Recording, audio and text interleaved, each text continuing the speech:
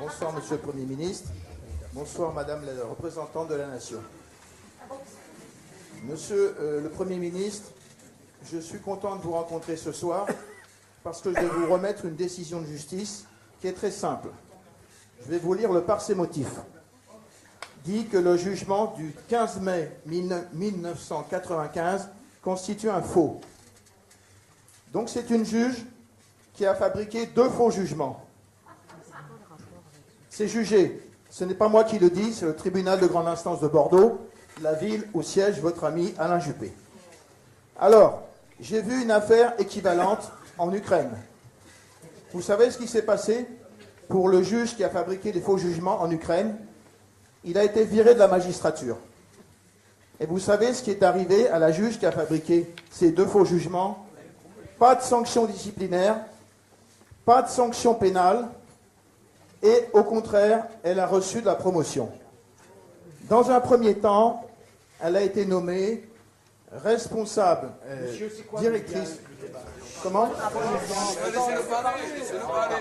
Mais monsieur, vous n'avez que 2 minutes. Bon. Non, 2 minutes. Pour l'instant, je constate qu'on m'interrompt lorsque je m'adresse au Premier ministre et je le regrette. Donc, je reprends mon exposé. En Ukraine, un juge qui fabrique un faux jugement est viré.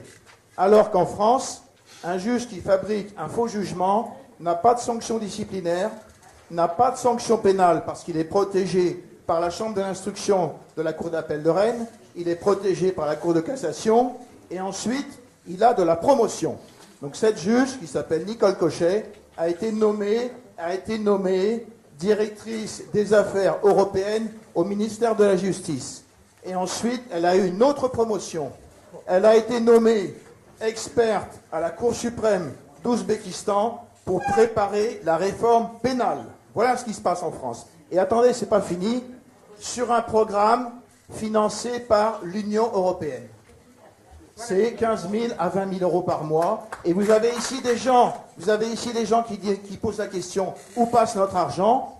Ben, notre argent passe là. On emprunte de l'argent à l'étranger pour l'envoyer aux institutions européennes qui engagent des juges faussaires pour les faire expertes à la Cour suprême d'Ouzbékistan pour préparer la réforme pénale, alors que nous avons un manque de personnel dans les juridictions, manque de magistrats, manque de procureurs, manque de greffiers. Alors la question que je pose, elle est très simple. Le ministre de la Justice a été informé, Madame Taubira, de cette situation. Pas de sanction disciplinaire.